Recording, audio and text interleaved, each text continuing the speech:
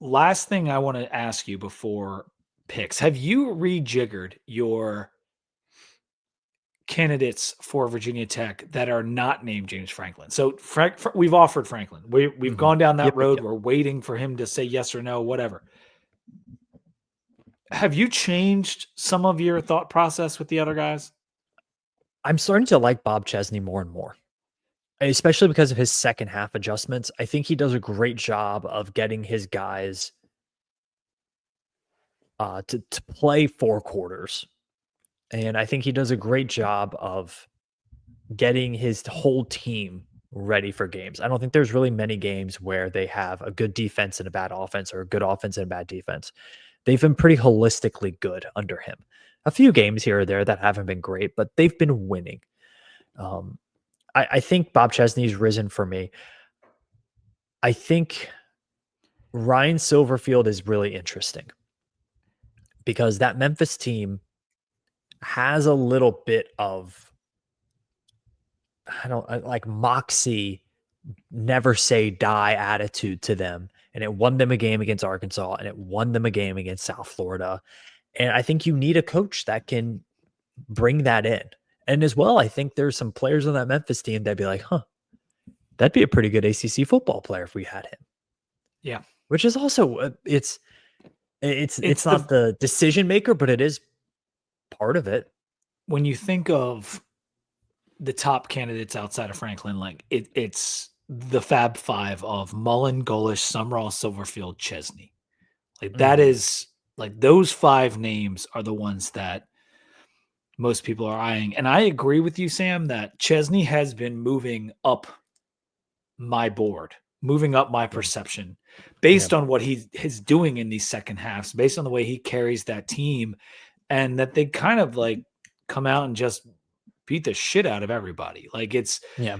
and they probably could have won that Louisville game if Chesney I didn't mean, make the if mistake Alonzo with the Barnett was quarterback. 100% healthy, they probably win that game. And I think the quarterback, I've been harsh on him with the quarterback decision. I understand Barnett was coming off ACL surgery. Mm-hmm. Um, I But if he's think on the that field, he's on the field. he made the pivot. And this is a guy who's early in his career, and he made the pivot.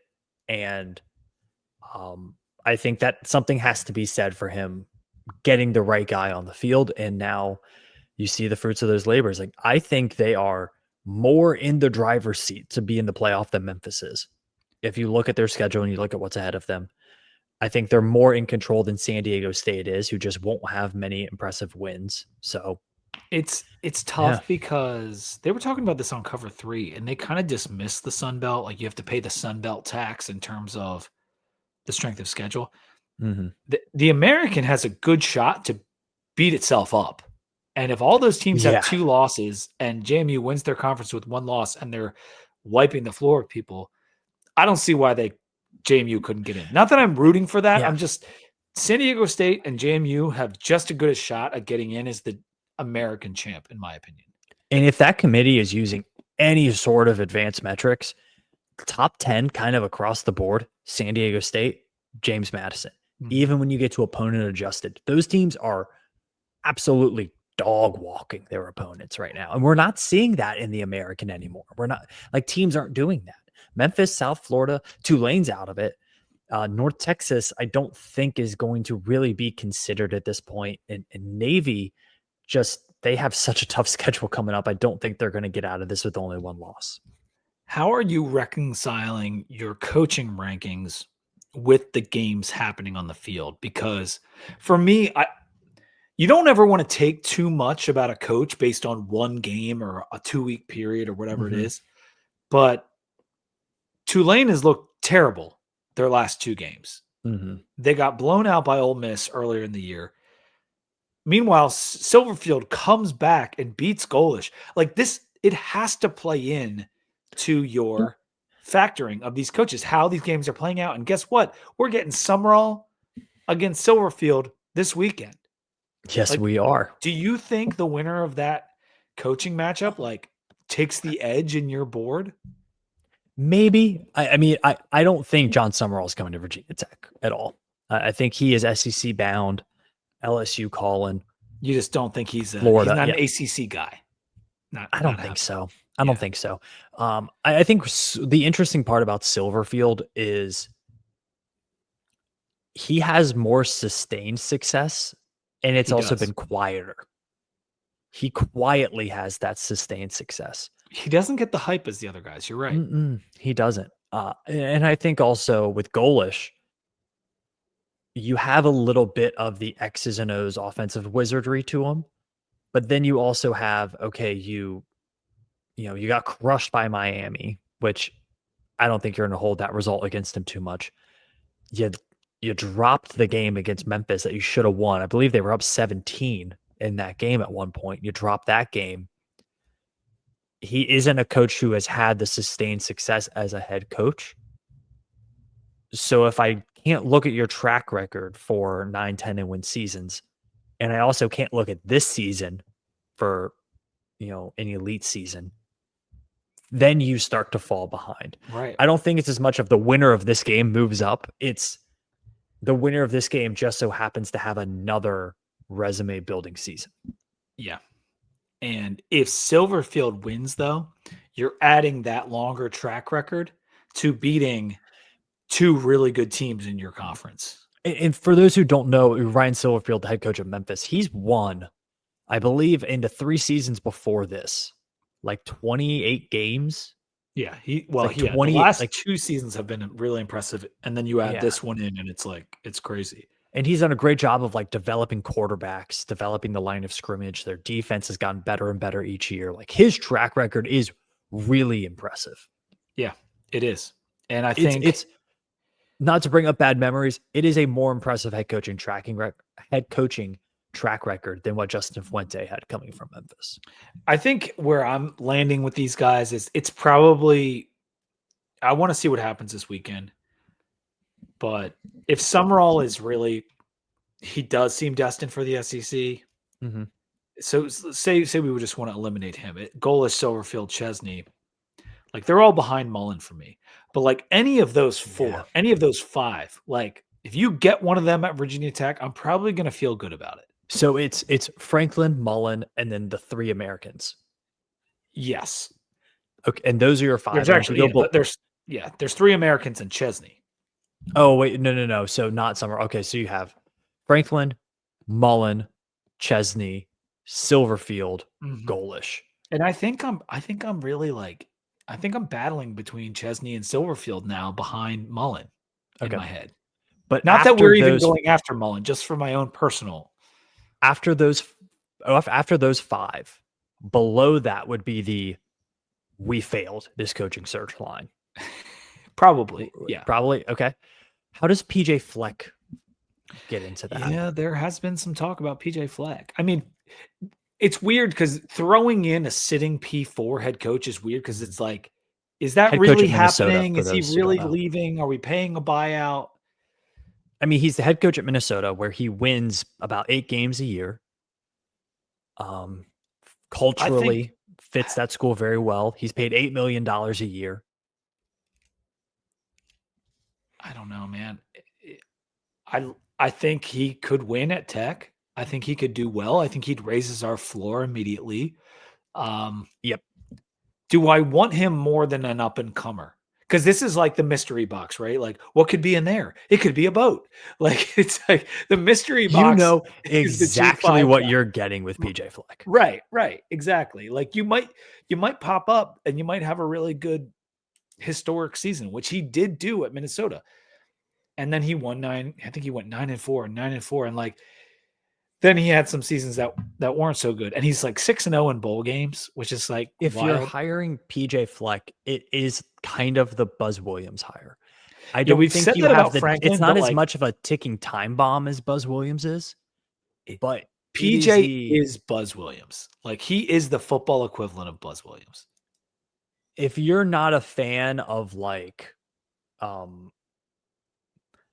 gosh, I don't know, man. Now that I'm picturing it, a head coach wearing a tie and a quarter zip on the sidelines at Virginia Tech just doesn't quite fit with the culture. He looks great in maroon, though.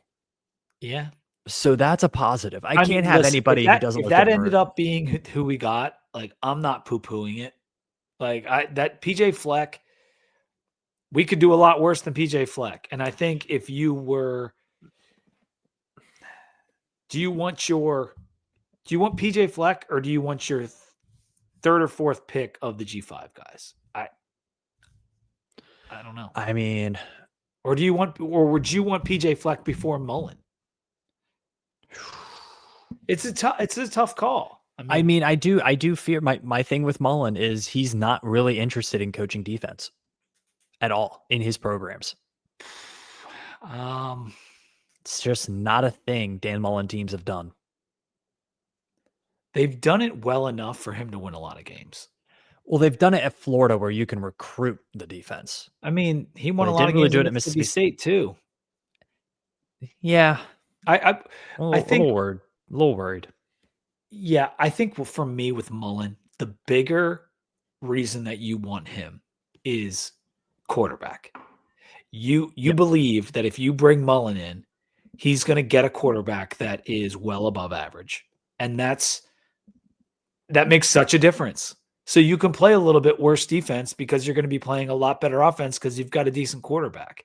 And you can't guarantee that with almost anyone else on this list. I'd agree. So I think now we have those 5 guys. Franklin, Mullen, 1, 2, done. Then you have the 3 G5 guys. But if you were to get an outside, out of left field, how'd they get this guy? We had never heard of it. That would be PJ Fleck. Yeah. I don't know if there are many other options than him in that kind of position. You know, I don't think there's another sitting head coach that would jump ship to come to Virginia Tech, that Virginia Tech would want more than those 5 guys we listed. I think PJ Fleck's one of the only guys who fits that. Yeah, it would have to be at a power job that Virginia Tech seems like a better opportunity, better access to the playoff, whatever it is. Mm-hmm. And there aren't a lot of those. And there so really that's an interesting thought. The other name, and we'll close out, Eric Morris, who is the head coach of North Texas. Yep. His name hasn't come up anywhere, but I feel like it will over the next month. He's one of those coaches that can connect himself to like an insane resume of quarterbacks. Like he can connect himself to Patrick Mahomes. He can connect himself. And what this guy, is it Drew Messmaker at North Texas? What this guy's doing is unbelievable. And this guy didn't even start games in high school.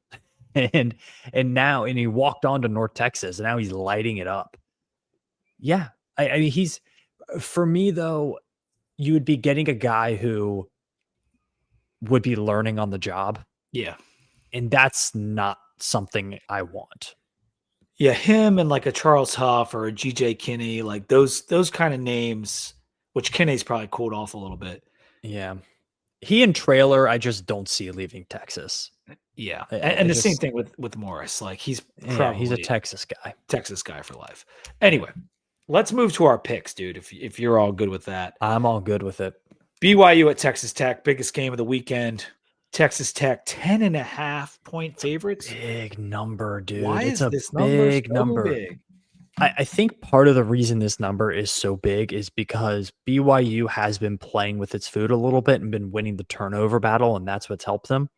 If they don't win the turnover battle, they're not the same team. At 10.5, I think I am, for picking standpoint, I'm going to go BYU. For a money line standpoint, I'm going Red Raiders. Yeah, it's I've picked against BYU a couple times in a row here, and it's burned me. And now I feel like Vegas is saying, "Go ahead, Pete, 10.5. Pick them. Do it. No, you do it. Do it."